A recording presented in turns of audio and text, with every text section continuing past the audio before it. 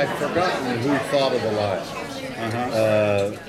I don't know whether I could take credit for it, but vaguely in the back of my mind, there's some. We came to it. I don't remember a writer saying this is the sketch. And I'll be honest, I haven't seen the Yes, I opened the documentary with replay of the sketch. It's based on a sketch? No. The Saturday Night Live sketch, in which I say to those people, "Get a life." That resonated in places, and then I wrote a book, which I thought, who goes to Comic-Con, who goes to Star Trek convention, and I sought to do interviews and do my due diligence about who comes to Comic-Con and what characters and why. And I came to the conclusion in the book that they were there to see each other, renew friendships, and have fun. That was the conclusion of the book. But when I asked myself the question again and did a documentary about it, I arrived at a far different, much deeper conclusion based on sociology and based on mythology. And there is a far deeper, mystical, mysterious, sociological reason for people coming to Comic-Con and dressing up by the way they do. It's far deeper than people who are looking askance, whether at this table or back east on television. What are they doing in San Diego, those fools?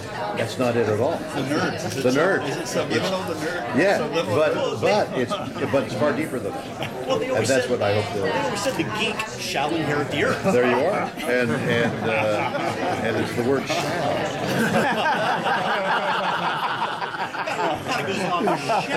Right, shadow. Might is a word that geeks might inherit. We darn well better. No, Or you're a geek. oh yeah. I need a definition of geek. I know. Someone who loves and is not afraid to say, "I love pop culture. I love this genre, that genre." You have a lot of pens like I do. But in your career, you've had an illustrious career. You even got kind of your start in early age with Twilight Zone. I've always wanted to know, how was it to work with Rod Serling and be a part of something that was so ahead of its time? Well, that's hindsight. At that moment, everybody was struggling to make a living, including Rod Serling. Nobody knows that those things happen. I'm reading a book that's about 10 years old about how everything is everything exists in a critical state. It's just waiting to be tipped over by some occasion. And it can be a minor occasion that tips it slightly, or it can be a minor occasion that tips and makes an avalanche. What starts an avalanche, in effect? One snowflake is just one thing too many, and an avalanche starts. But there are many minor avalanches. What starts something that is groundbreaking? So did Serling, at that moment he was just making a show,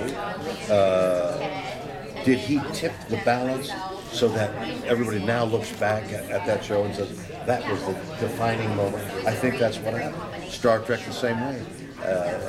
Did Star Trek come at the precise right moment when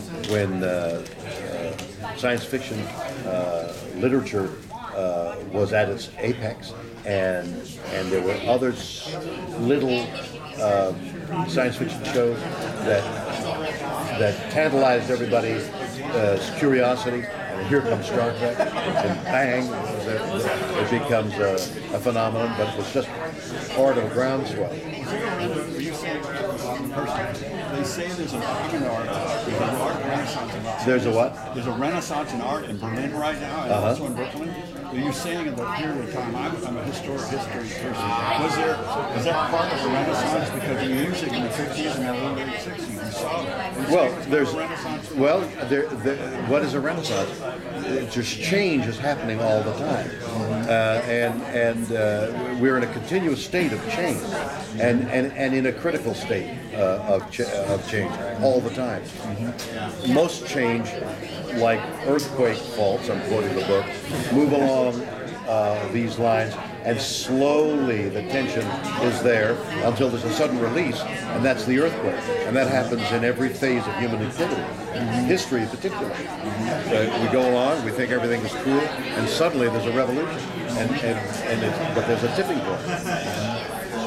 That none of that, or I should try and find a way of applying all that to get a life, and let me see if I can.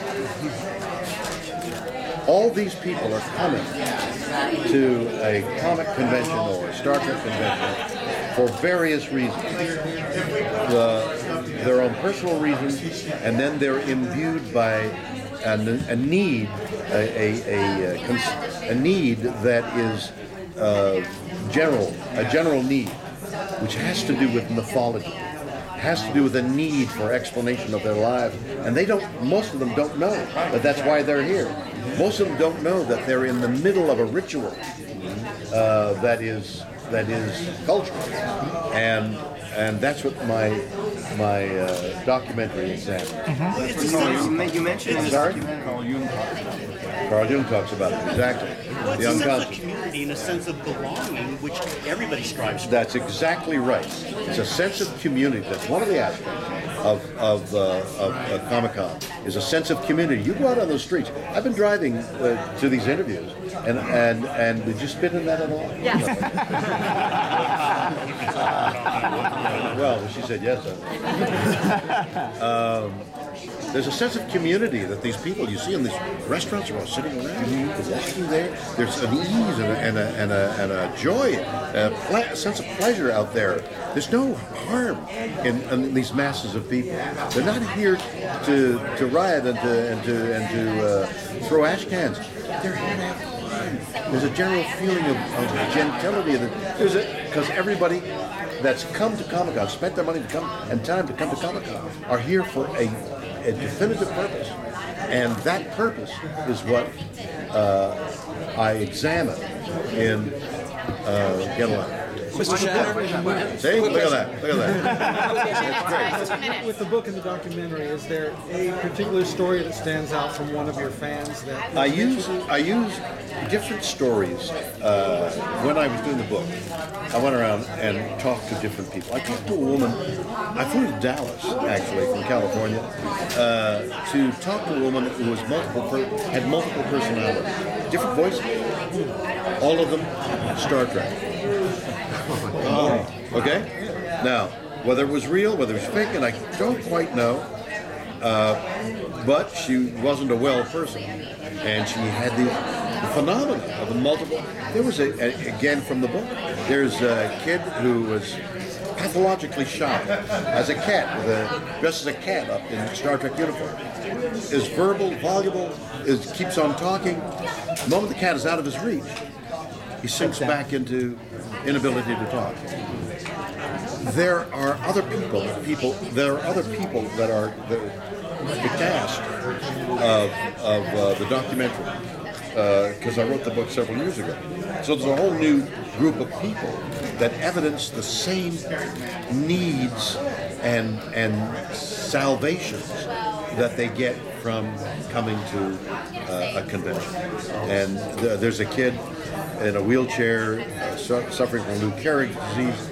Captain Dave is his name, and in his bright blue eyes, you see the fervor for life, even though all he can do is blow into a little tube and guide his wheelchair. But he's whizzing from one panel to the other, and he's moving around at faster than anybody can walk because of his vitality to live.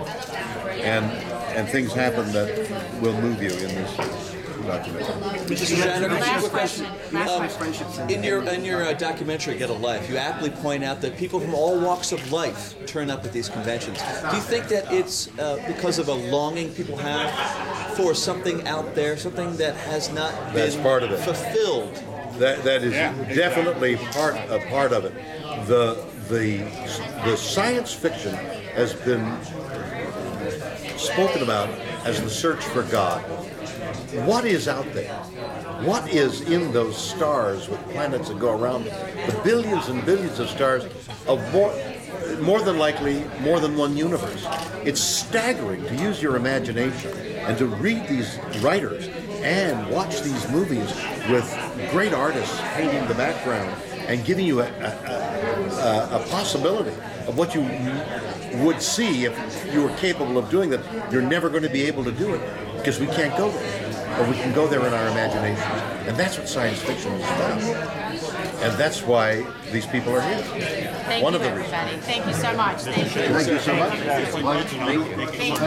Mark said, people like this stuff, not because they can do it.